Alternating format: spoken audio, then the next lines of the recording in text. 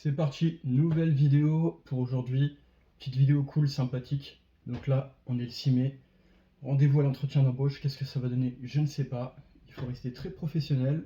Chercher du travail à droite à gauche, comme d'habitude. Mais franchement, je pensais à un truc. Si vraiment aujourd'hui, tu vois, j'avais un nouvel emploi. Le truc de fou, putain, c'est carrément, je pourrais faire 1000 euros d'économie de côté, quoi. C'est fou quand même. Soit 1000 euros que tu investis, soit 1000 euros d'économie. Mais genre, quand je dis 1000 euros, mais c'est même plus que ça en fait. Plus que ça. Quand tellement que t'as rien à payer, qu'est-ce que tu veux? Tout l'argent elle est pour ta gueule, elle est pour toi. Elle est pas pour le marchand de sommeil. Tu sais, je vais pas arrêter de le dire 100 fois cette phrase, tu vois, mais c'est vrai. Tu travailles pour toi. Bon, on verra bien ce que ça donne, mais en tout cas, j'espère que c'est positif, que ça peut donner une bonne réponse, quelque chose de bien. Certes, c'est beaucoup de kilomètres quand même, pas mal de routes à effectuer quand même, ça se trouve assez loin.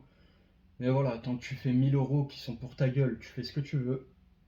Franchement, je crois, c'est du jamais vu, hein, voilà. Mais quand je dis 1000 euros, en fait, clairement, ça peut monter à bien plus que ça. Là, je peux monter au moins à 1100, 1200 euros d'économie de côté par mois. Donc voilà, c'est ça ce que je viens de dire. 1000 euros, c'est un tout petit peu plus. Tu es en train de toucher le pactole. Voilà, si moi j'ai un boulot, je touche le pactole du début jusqu'à la fin. Tous les jours que tu travailles, c'est pour ta gueule, hein, c'est pour toi. C'est pas pour quelqu'un d'autre, hein, c'est juste pour toi. Mais pas pour l'autre marchand de sommeil.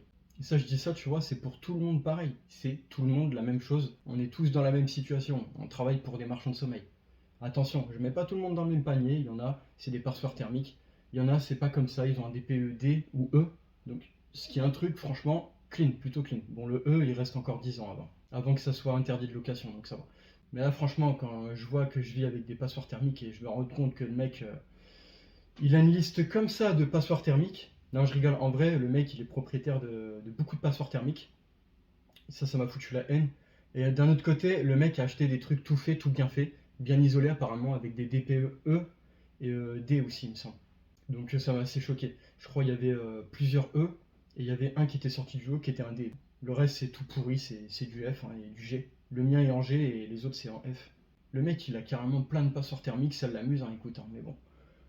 Ils sont pas tous comme ça. Moi, tu vois, j'ai observé le marché de l'immobilier. En vrai, la plupart des ventes, c'est des DPE E. Vous pouvez aller regarder dans la Vienne. Tous les DPE, c'est des E. Il n'y a aucune passoire thermique. Et franchement, c'est rare sont ceux qui vendent du F et du G. Ça se trouve quasiment pas. Donc, je trouve ça étrange, mais bon. Sur le marché de l'immobilier, un appartement, un logement, bah non. En fait, il n'y a pas de F et de G. C'est quasiment inexistant. C'est plutôt rare. Donc, ça me paraît étrange parce que enfin, après, j'espère que c'est pas des DPE faux, mais ça prouve à quel point il y en a qui travaillent dessus, qui persévèrent et voilà, qui le rendent bien. Et d'un autre côté, t'en as, ils achètent tout clé en main, hop, on donne ça à l'agence, mettez en location, plus rien à foutre, on fait de l'argent. Voilà. J'ai jamais vu quelqu'un faire d'une manière comme ça, mais quand t'en as rien à foutre, t'es un branleur, bah voilà. Ça, c'est la meilleure manière pour être le meilleur branleur, tu vois. Ça, il n'y a pas mieux que ça, hein, franchement. Mais voilà, si je vous dis ça, c'était mon expérience.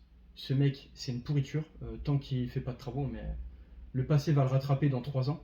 Là, d'ici 2 ans et demi, il va le rattraper à cause de la lettre F, et j'en suis quasiment certain. Et j'attends que ça. De toute façon, moi, j'attends que ça, hein. Dans 2 ans et demi, j'aimerais bien savoir dans quelle situation il va se trouver, hein, déjà. Il y a plein d'appartements qui vont sauter, c'est dommage, hein, quand même.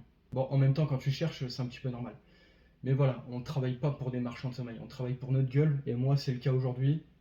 Et si je peux avoir cette chance, bah ce serait bien, tu vois. Juste un emploi. Bon, même si c'était déjà le cas en 2024, je vais pas le cacher. Mais là, aujourd'hui, bah, c'est plus le cas. Mais attention, le chômage, celui-là, je le profite, hein. Celui-là, il est pour ma gueule, hein. Le chômage que j'ai travaillé, il est pour ma gueule, hein. Il n'est pas pour personne d'autre, hein. Bon, voilà, je vais arrêter ici. Je vais voir comment ça va se passer. Et j'espère que tout va bien se dérouler et tout va être bon, du coup.